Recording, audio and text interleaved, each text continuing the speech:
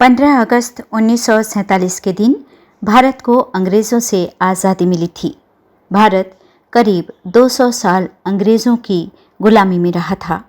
बहुत से स्वतंत्रता सेनानियों ने देश की आज़ादी के लिए अपनी कुर्बानी दी थी। हमें 15 अगस्त के दिन ही आज़ादी क्यों मिली, या फिर आज़ादी के लिए 15 अगस्त की तारीख ही क्यों चुनी गई? पहले साल 1930 से लेकर 1947 तक 26 जनवरी के दिन भारत में स्वतंत्रता दिवस के रूप में मनाया जाता था। इसका फैसला साल 1929 में लाहौर में हुए भारतीय राष्ट्रीय कांग्रेस अधिवेशन में हुआ था। इस अधिवेशन में भारत ने पूर्ण स्वराज्य की घोषणा की थी। इस घोषणा के बाद सविनय अवज्ञा आंदोलन के लिए भारतीय राष्ट्रीय कांग्रेस द्वारा भारतीय नागरिकों से निवेदन किया गया था। साथ ही साथ भारत की पूर्ण स्वतंत्रता तक आदेशों का पालन समय से करने के लिए भी कहा गया। सन 1947 भारत में अंग्रेज़ों के तानाशाही शासन के वाइसराय लॉर्ड लुईस माउंटबेटन थे। माउंटबेटन को भारत में सत्ता हस्तांतरण की जिम्मेदारी सौंपी गई थी। माउंटबेटन ने ही भारत की आज़ादी की अहम तारीख तय की थी। वे इस दिन को अपने कार्यकाल के लिए बहुत खास मानते थे और वजह यह थी कि 1945 में दूसरे विश्व युद्ध के दौरान 15 अगस्त के दिन ही जापान की सेना ने ब्रिटेन के सामने उनकी अगुवाई में ही आत्मसमर्पण किया था। इसलिए उन्होंने भारत की आज़ादी के लिए भी यही दिन चुना। हालांकि इस तारीख को भारत में सार्वजनिक रूप से घोषित करने के बाद देश भर के ज्योतिषियों में आक्रोश पैदा हो गया, क्योंकि ज्योतिषियों के मुताबिक 15 अगस्त 1947 का दिन अशुभ और अमंगलकारी था। वहीं माउंटबेटन आज़ादी के लिए दूसरी तारीख बिल्कुल भी नहीं चुनना चाहते थे। लोगों ने दूसरी तारीख भी सुझाई, लेकिन माउंटबेटन 15 अगस्त की तारीख पर ही अड़े रहे।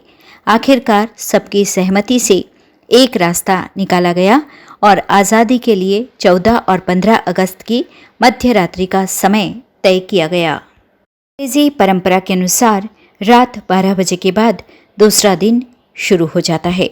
ऐसे में 14 तारीख की रात 12 बजे को 15 तारीख ही कहा जाता है।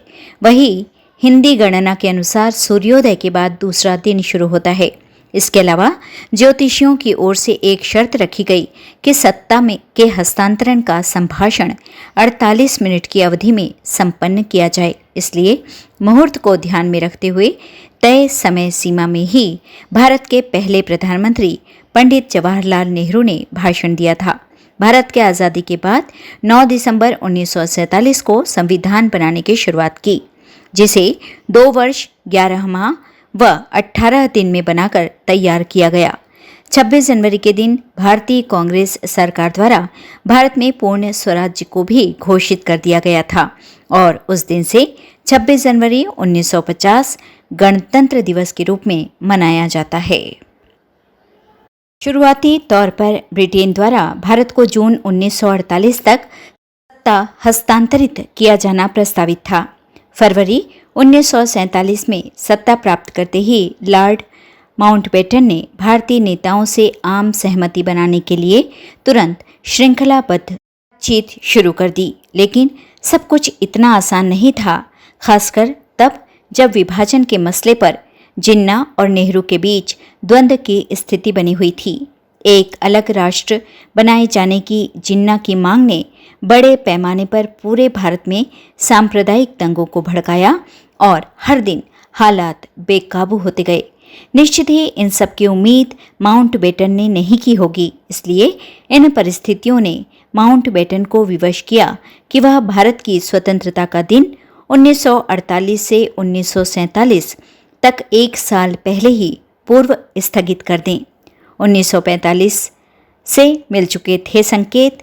साल 1945 में दूसरे विश्व युद्ध के खत्म होने के समय ब्रिटिश आर्थिक रूप से कमज़ोर हो चुके थे और वे इंग्लैंड में स्वयं का शासन भी चलाने में संघर्ष कर रहे थे।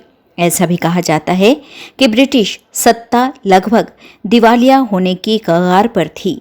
महात्मा गांधी और सुभाष चंद्र बोस की गतिविधियां इसमें अहम भूमिका निभाती हैं। 1940 की शुरुआत से ही गांधी और बोस की गतिविधियों से आवाम आंदोलित हो गया था और दशक के आरंभ में ही ब्रिटिश हुकूमत के लिए यह एक चिंता का विषय बन चुका था। स्वतंत्रता दिवस और गणतंत्र दिवस प्रत्येक भारतीय के लिए दो सबसे महत्वपूर्ण दिन 15 अगस्त को मनाया जाने वाला स्वतंत्रता दिवस और 26 जनवरी को मनाया जाने वाला गणतंत्र दिवस है। स्वतंत्रता दिवस 15 अगस्त 1947 को ब्रिटिश शासन से देश की स्वतंत्रता मिली थी। 26 जनवरी 1950 गणतंत्र दिवस को भारत का संविधान लागू किया गया था। हर नागरिकों को उनका हक मिल सके, उनके हित के लिए संविधान को पूरे भारत में लागू किया गया था। स्वतंत्रता दिवस और गणतंत्र दिवस, इन दोनों खास दिनों पर तिरंगा फहराया जाता है, लेकिन इन दोनों दिनों को मनाने का तरीका अलग है, नियम अलग हैं। गणतंत्र दिवस पर देश के पहले नागरिक यानी कि राष्ट्रपति इस कार्यक्रम में शामिल होकर झंडा फहराते हैं। यह राष्ट्रीय राजधानी में राजपथ पर मनाया जाता है।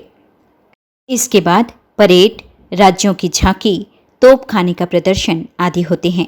वही स्वतंत्रता दिवस पर समारोह नई दिल्ली के लाल किले में होता है और उसके बाद प्रधानमंत्री ध्वजारोहण करते हैं, राष्ट्र को संबोधित करते हैं।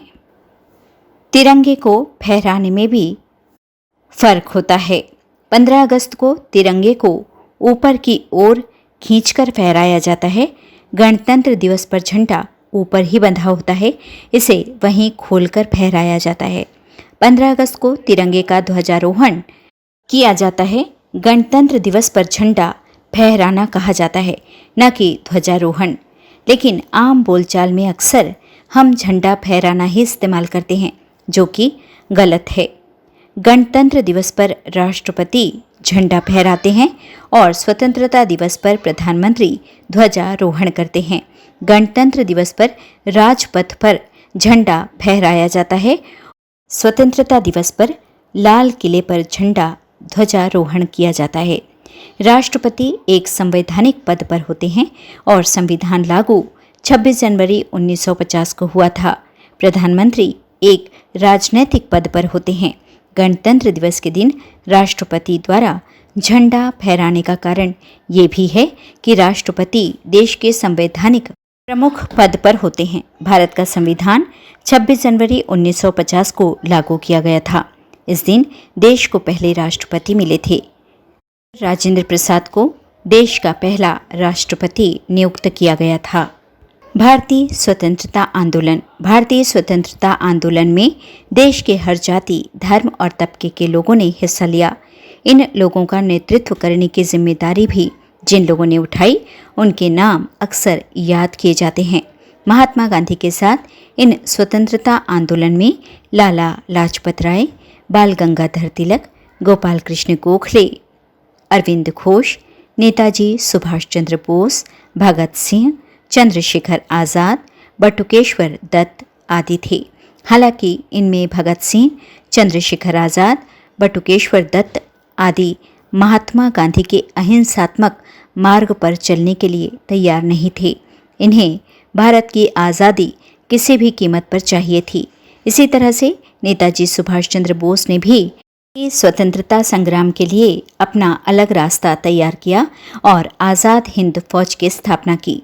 अंग्रेजी हुकूमत के खिलाफ इस युद्ध में भारत की महिलाओं ने भी खूब जोर शोर से हिस्सा लिया। यह भागीदारी महारानी लक्ष्मीबाई के समय से ही लोगों की दृष्टि में आने लगी। भारतीय स्वतंत्रता आंदोलन के समय ब्रिटिश शासन देशवासियों को जाति, धर्म के आधार पर बांटकर राज करने की कोशिश कर रहा था। उन्होंने देश के हिंदू मुस्लिम एकता में फूट डालने की लगातार कोशिश की। इस समय समाज को नई दिशा देने के लिए राजा और कई महापुरुषों ने अपना योगदान दिया। इस काल के प्रमुख नाम राजा राममोहन राय, श्री रामकृष्ण परमहंस और उनके स्वामी विवेकानंद आदि थे।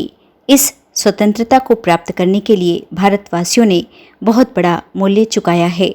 इस स्वतंत्रता को प्राप्त करने के लिए देश में कई तरह के आंदोलन हुए और हर आंदोलन को सफल बनाने के लिए देशवासियों ने अपना सब कुछ दांव पर लगा दिया।